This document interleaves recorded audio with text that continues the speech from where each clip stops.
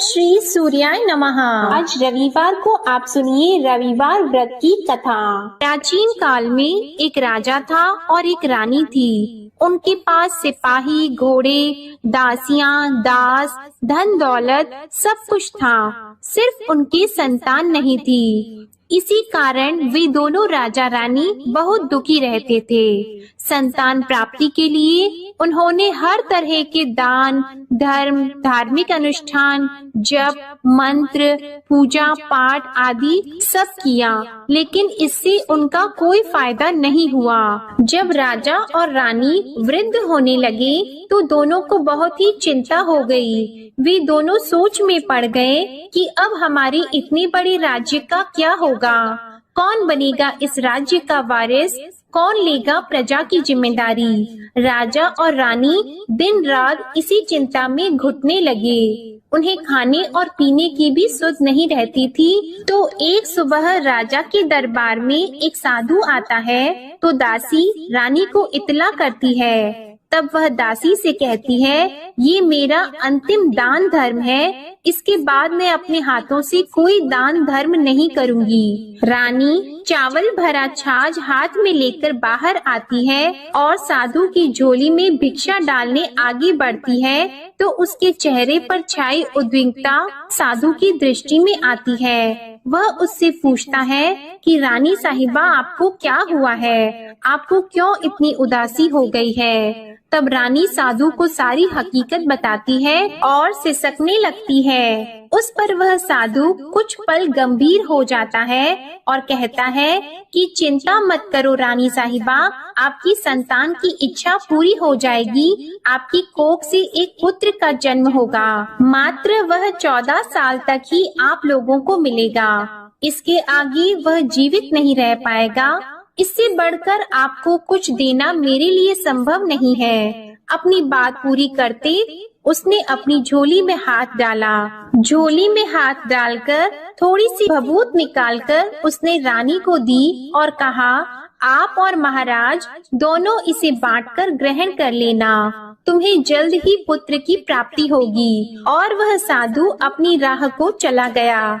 उसके जाने के बाद रानी सोचने लगी कि 14 साल तो 14 साल ही सही, उतने समय के लिए हमें पुत्र तो मिलेगा, यही काफी है। उतने साल तक मैं उसे जी जान से बड़ा करूंगी, उसे ढेर सारा प्यार और दुलार करूंगी, अपनी संतान की मुराद पूरी करूंगी। उस रात अपना सारा राज गाज खत्म करके राजा जब रानी के महल में गए तो रानी ने राजा को सारी बात बता दी और साधु की दी हुई भभूत राजा को दिखाकर बोली कि साधु महाराज ने ये भभूत हम दोनों को ग्रहण करने के लिए दी है। राजा बोले, इतना दान और धर्म किया, जप और तप किया, उसका कोई फल नहीं मिला। अब इस भभूत से हमें क्या संतान प्राप्त होगी। उस पर रानी बोली, जब इतना सब कुछ कर लिया तो अब ये भी सही, क्यों हम उस साधु के क्रोध को बुलावा दें। राजा को अब किसी बात पर विश्वास नहीं था, पर रानी को दुख ना पहुँचे इसलिए वह राजी हो गया।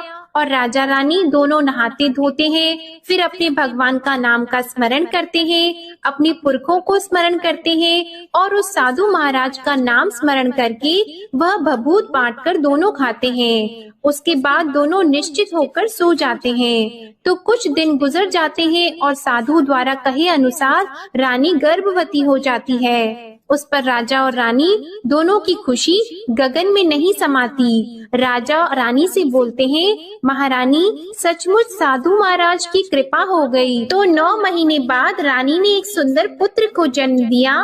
राजा ने बड़ी धूमधाम से पुत्र का नामकरण किया। सारे राज्य में 8 दिन तक अनशन तर्पण रखा, उत्सव मनाया गया। आप पुत्र की कुंडली देखने के लिए राज्य के सबसे विद्वान पंडित जी को बुलाया गया। जो कुंडली देखकर पंडित जी बड़े चिंतित हो गए। कहने लगे, महाराज हमारा राजपुत्र सिर्फ 14 साल तक हमारे पास रहेगा। राजा को इस बात की भनक तो थी ही, रानी को भी साधु महाराज की बात याद थी। दोनों चुप रह जाते हैं। उसके बाद राजा और रानी बड़े प्यार से बेटे की परवरिश करते हैं, उसकी हर ख्वाहिश पूरी करते हैं और थोड़े समय के लिए ही सही भगवान ने संतान की अपनी मुराद पूरी कर ली। इससे वे समाधान मानते हैं। राजपुत्र दिन प्रतिदिन बड़ा होता है। जब वह 7 साल का हो जाता है तो राजा एक अच्छे गुरु की नियुक्ति करके उसे पढ़ाई लिखाई, घुड़सवारी आदि 12 विद्याओं का शिक्षण देते हैं। जब वह सब शास्त्र विद्या में पारंगत हो जाता है और 12 साल की उम्र का हो जाता है, तब एक अच्छी सी राजकन्या खोजकर उसकी शादी करा देते हैं। तो 2 और साल बीत जाते हैं। बेटा 14 साल का हो जाता है। एक दिन राजपुत्र राजा से बोलता है, पिताजी, मैं अपना सारा राज्य घूमकर देखना चाहता हूँ। आज तक मैंने सिर्फ इस रजवाड़े के अतिरिक्त कुछ देखा नहीं है। बेटे की बात सुनकर राजा चिंतित हो जाते हैं, क्योंकि पुत्र को 14वां साल शुरू हुआ ही था। अब कोई अनहोनी होने का वक्त नजदीक आ पहुंचा था, लेकिन राजा यह सब बातें पुत्र को बता नहीं सकता था। राजा अपने चेहरे पर खुशी लाकर बेटे से कहता है कि हाँ, जरूर जाओ बेटा, तुम्हें अपना सारा राज्य घूमकर देखना चाहिए। कहाँ क्या है ये सब जानना चाहिए। कल मेरे बाद तुम ही को तो राजा बनना है। मात्र एक बात का ध्यान रखें, तुम जहाँ जा रहे हो, क्या कर रहे हो, ये बात अपनी पत्नी को नहीं बताना। पुत्र कहता है, ठीक है पिताजी, आपने जो कहा है मैं वैसा ही करूँगा। राजपुत्र दिन भर अपनी पत्नी के साथ रहता है, खुशियाँ मनाता है और रात को 12 बजे वह उठकर बाहर चला जाता है। फिर सुबह होने से पहले वापस अपने महल में आकर सो जाता है। ऐसा बहुत दिनों तक चलता रहा और पुत्र का 14वां साल खत्म होने में कुछ ही दिन बाकी रहे थे।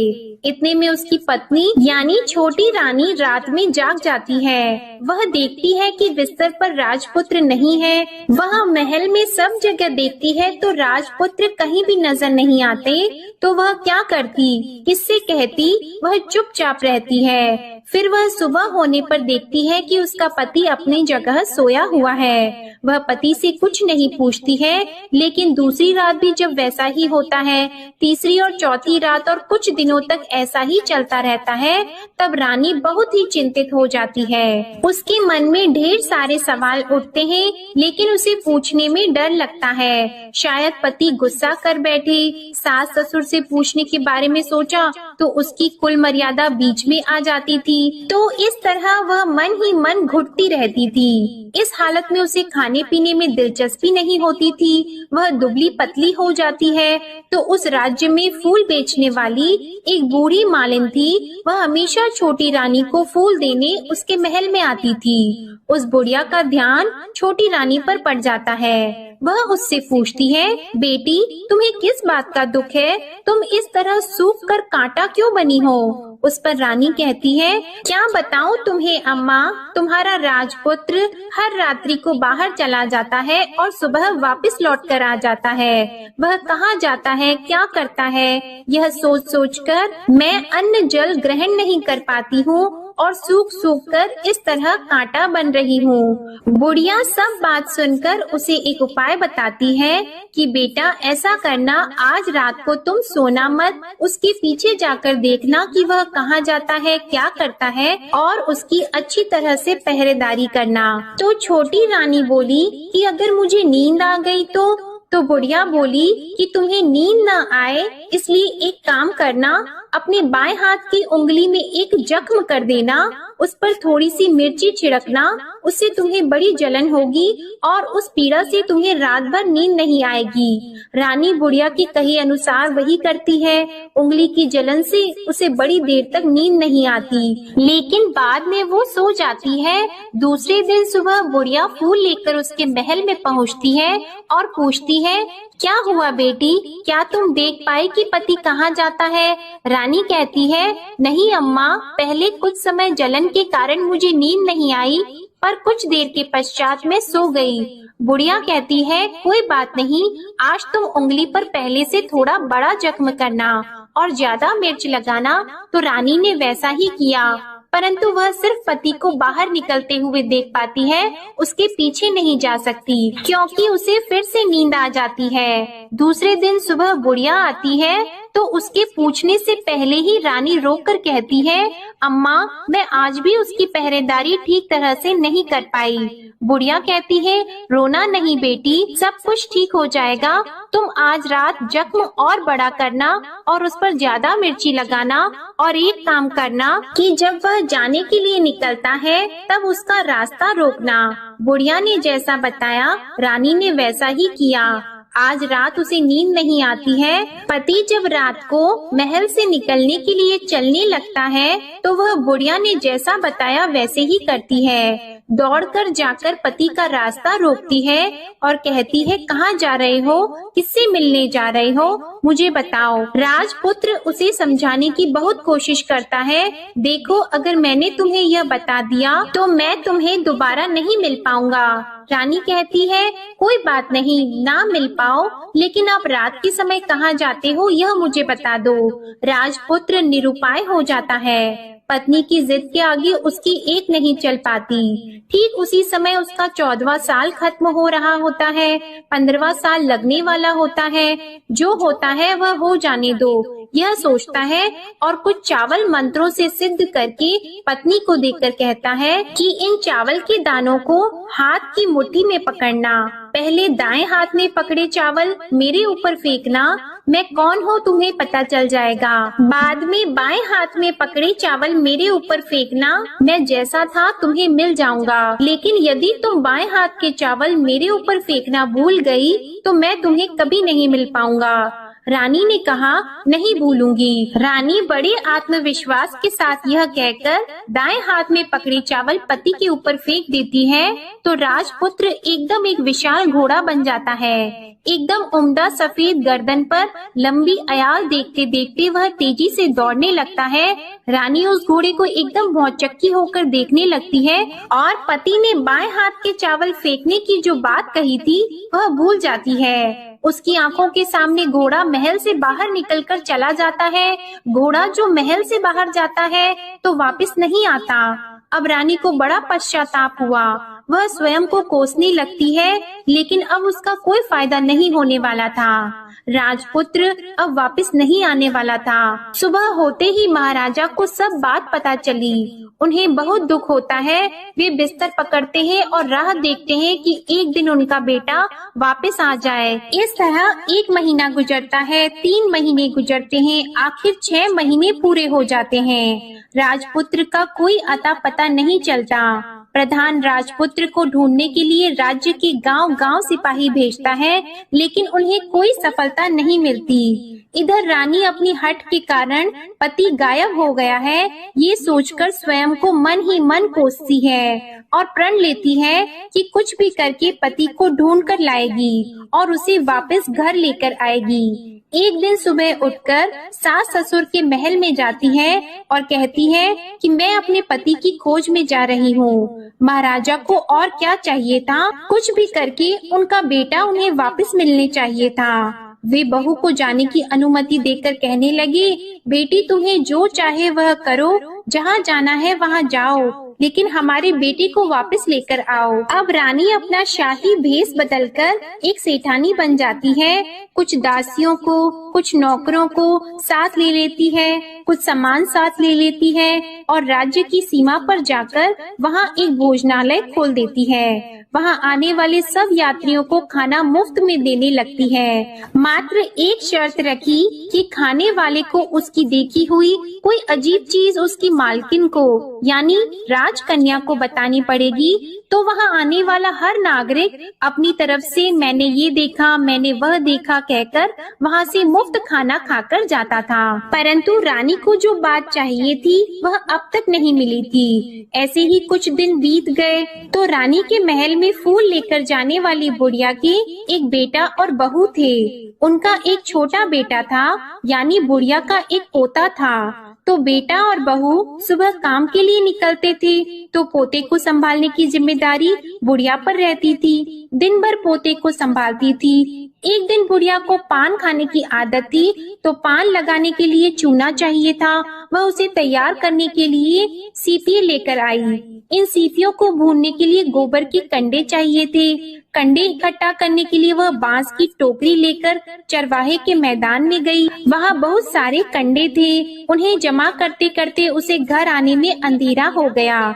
इस ओर शाम होते ही काम से वापस आकर बेटा और बहू घर पहुँचे, तो देखा कि बच्चा घर पर अकेला है और रो रहा है।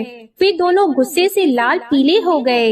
इतने में बुढ़िया घर आ पहुंची। बेटे ने पूछा, पोती को घर अकेला छोड़कर कहाँ गई थी? बुढ़िया बताने लगी कि मैं गोबर के कंडे इकट्ठा करने गई थी। इस पर बेटा बोला, दोबारा बच्ची को अकेला घर पर छोड़कर यदि कहीं गई तो मैं तुम्हें बहुत पीटूंगा। बुढ़िया कहने लगी, नहीं बेटा, फिर कभी ऐसा नहीं करूंगी। लेकिन दूसरे ही दिन बुढ़िया वह बात भूल गई और फिर चरवाहे के मैदान पर कंडे इकट्ठा करने चली गई। शाम को जब बेटा और बहू काम से वापस लौटे, तो देखा कि बच्चा घर पर अकेला है और रो रहा है। अब उसके बेटे की सहन शक्ति खत्म होने लगी और बुढ़िया के वापस आने पर उसे घर से निकाल दिया। बुढ़िया रात भर घर के बाहर अंधेरे में बैठी रही और सुबह होते ही हाथ में टोकरी लेकर कंडे इकट्ठा करने के लिए निकल गई। उस दिन उस पर कंडे इकट्ठा करने का मानो पागलपन सवार हो गया था।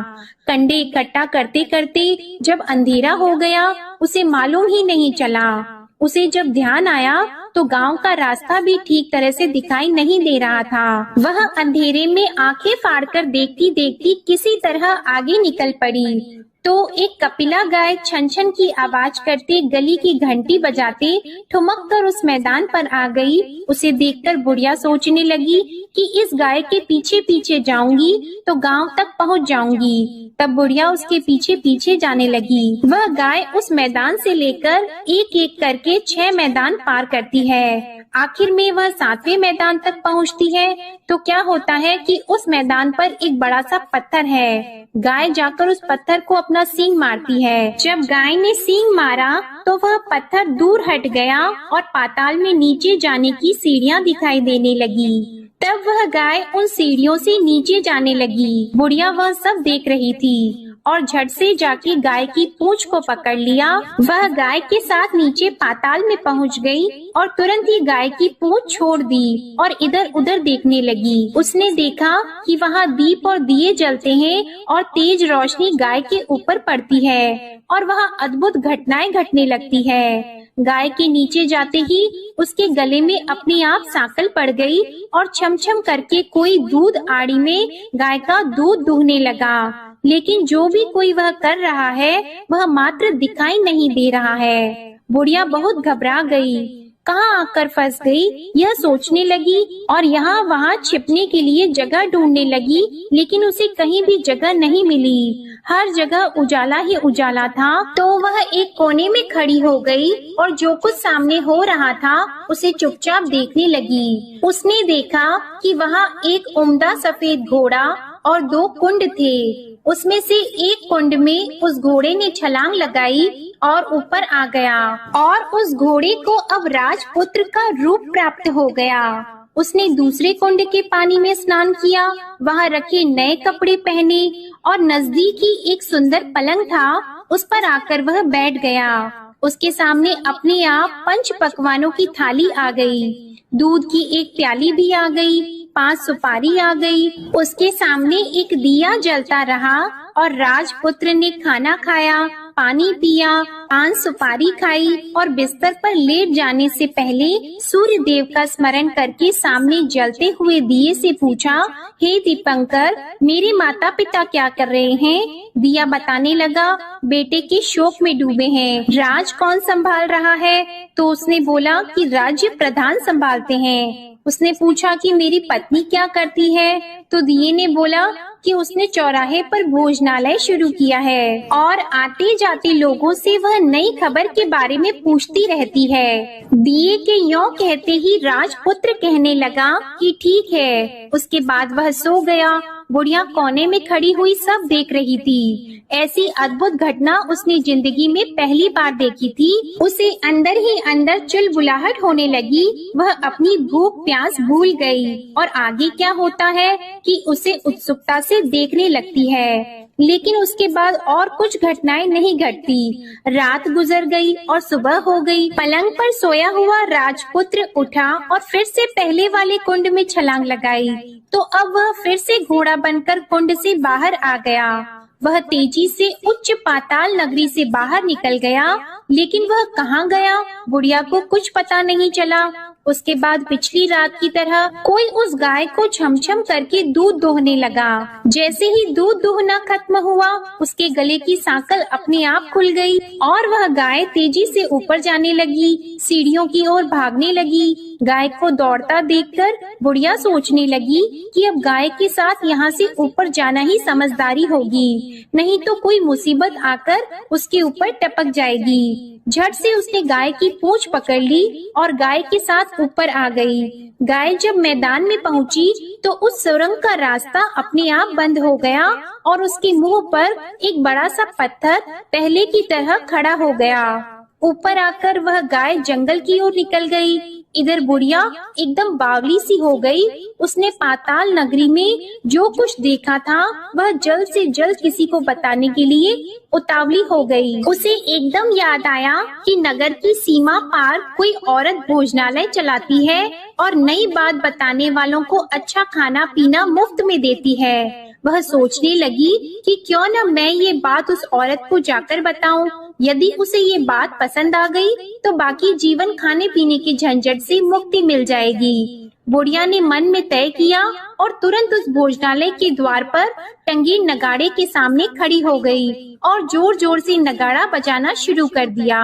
नगाड़े का इस तरह शोर सुनकर मालकिन यानी छोटी रानी मन में प्रसन्न हो जाती है कि शायद कोई बड़ी बात लेकर यहाँ आया है। रानी सिपाहियों को आदेश देती है, जाइए और जो कोई आया है उसकी अच्छी तरह खातिरदारी कीजिए। आदेश पाते ही सिपाही नीचे दौड़ गए तो एक बुढ़िया नगाड़ा बजा रही थी। उन्होंने पूछा, क्यों नहीं बुढ़िया, क्या हुआ, क्यों नगाड़ा बजा रही हो? बुढ़िया बोली, कुछ नहीं बेटा, यहाँ खाना मिलता है ना, इसलिए आई हूँ। खाना चाहिए मिलेगा, लेकिन तुझे कोई नई बात बतानी पड़ेगी। हाँ बताऊंगी, एक बात मालूम है मुझे। इस पर सिपाही उसे अंदर लेकर गए।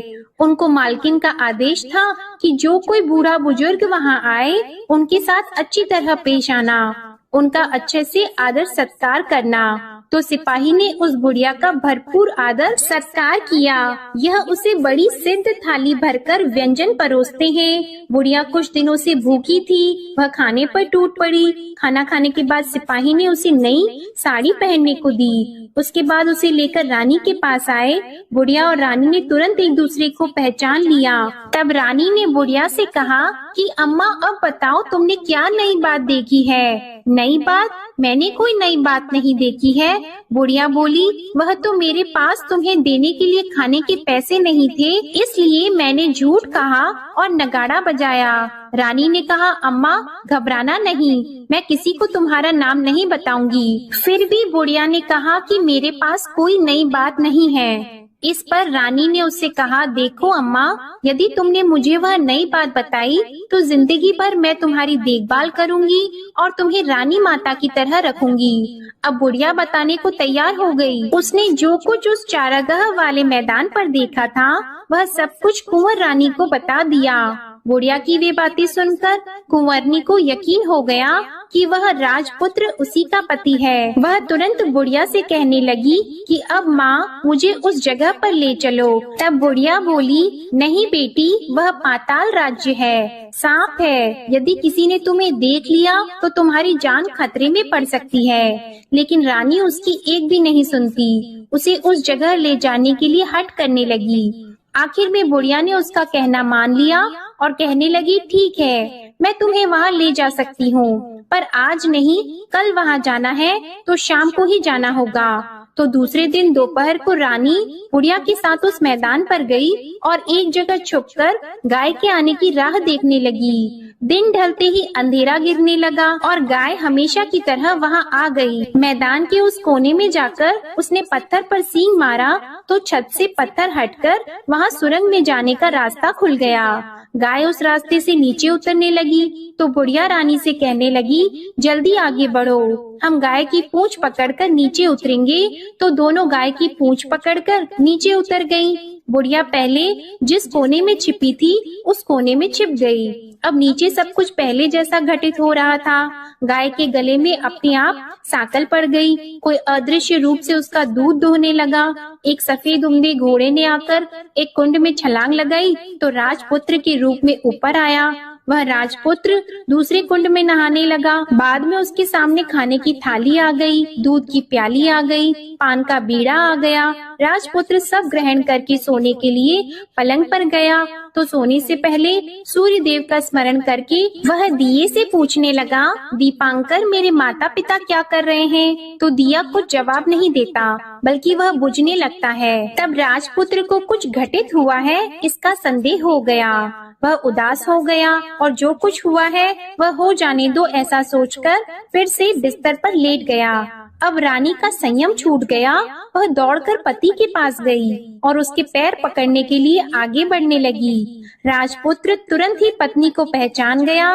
वह छत से पीछे हट गया और चिल्लाने लगा, नहीं नहीं, मुझे मत छूना, सर्वनाश हो जाएगा। रानी दोनों हाथ जोड़कर पति से अपनी भूल स्वीकार करने लगी। स्वामी, मुझसे भूल हो गई। मुझे आपसे नहीं पूछना चाहिए था कि आप रात को कहाँ जाते हो। मैं अपनी भूल स्वीकार करती हूँ। मुझे मेरी भूल की सजा मिल गई है। अब आप घर चलो। आपके वियोग में आपके माता पिता ने बिस्तर पकड़ लिया है। आपकी प्रजा भी बहुत दुखी है। उस पर राजपुत्र कहने लगा, वही तो एक बार तुम गलती कर बैठी हो, अब दोबारा मत करना, नहीं तो अब मैं तुम्हें जो दिख रहा हूँ वह अभी नहीं दिखूंगा। रानी अब विलाप करने लगी, जोर जोर से जमीन पर सिर पटकने लगी। राजपुत्र के मन में उसके प्रति दया उत्पन्न हो गई। वह उससे कहने लगा, यदि तुम मुझे पाना चाहती हो तो तुम्हें एक काम करना होगा। काम कठिन है लेकिन वह तुम्हें अकेले ही करना होगा। रानी ने कहा, कहो स्वामी, कितना भी कठिन काम हो मैं वह पूर्ण करूंगी। रानी कहने लगी। इस पर राजपुत्र ने उसे बताया, इस पाताल से ऊपर जाते ही तुम्हें एक घना जंगल नजर आएगा। ऐसे 6 जंगल पार करने के पश्चात तुम्हें एक 7वां जंगल मिलेगा। वह जंगल सबसे घना है। उस जंगल के बीचों बीच एक पीपल का पेड़ है। उसके आसपास की जगह पत्ते, फंदे, जटाएं आदि से ढक चुकी है। वहाँ बाघ, शेर, सांप और भालू बैठते हैं। तुम्हें उन सबको भगाकर वह जगह साफ करनी है। उसको गोबर से लिपाई करके पवित्र बनाना है, रंगोली से सजाना है। उसके बाद वहाँ धूप, कपूर, अगरबत्ती जलानी है। फूल और कुमकुम से पेड़ की पूजा करनी है। दूध और दही से बने चावल का भोग चढ़ाना है।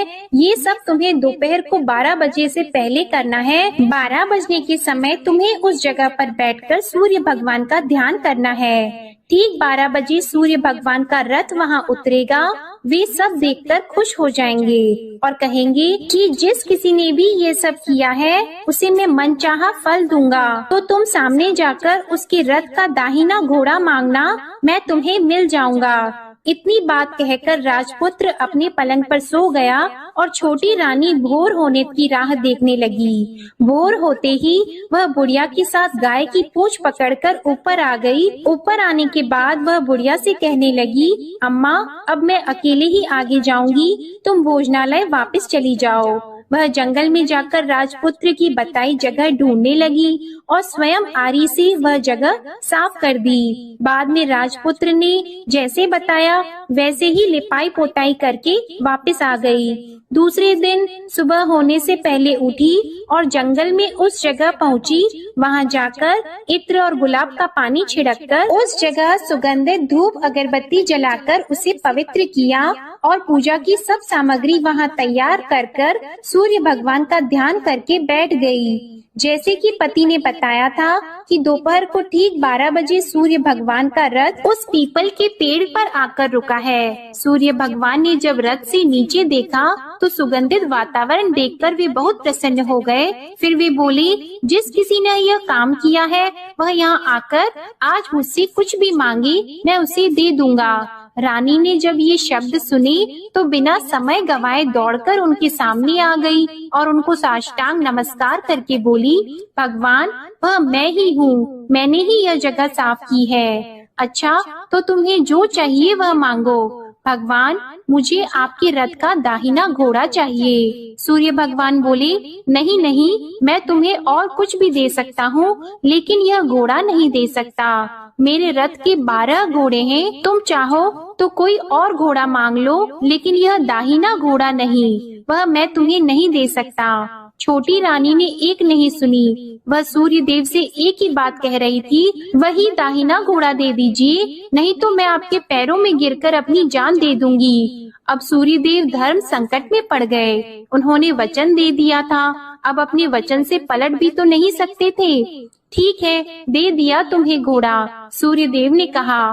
फिर एक बात और भी कही, देखो मैंने तुम्हें घोड़ा तो दे दिया है, लेकिन वह तुम्हें यहाँ नहीं मिलेगा, तुम्हें उसे पाताल में जाकर लाना होगा। रानी बोली, पाताल में ही क्यों भगवान, मैं उन्हें पाने के लिए कहीं भी जा सकती हूँ। रानी को वचन देकर सूर्य देव अपने मार्ग को चले गए और इधर रानी जंगल से अपने भोजनालय में आ गई। फिर वह बुढ़िया को लेकर उस मैदान पर आ गई और जल्दी ही शाम हो गई। शाम होते ही वहाँ वह गाय आ गई और उसने सींग मारकर सुरंग का पत्थर हटाया और नीचे उतरने लगी। रानी और बुढ़िया जल्दी जल्दी उसकी पूंछ पकड़कर नीचे उतर गईं।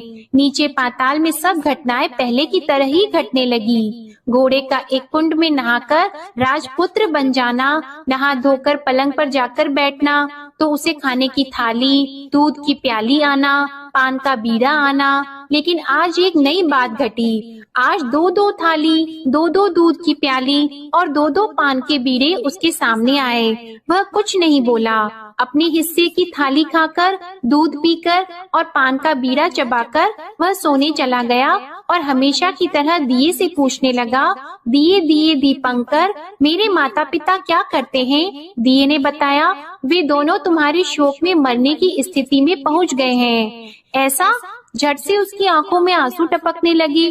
फिर वह पूछने लगा, दिए दिए दीपंकर, मेरा राज्य कौन चला रहा है? तुम्हारा राज्य प्रधान चला रहा है और वह सब कुछ हड़प चुका है। वह प्रजा पर बहुत अत्याचार कर रहा है। यह सुनकर राजपुत्र को बहुत गुस्सा आया।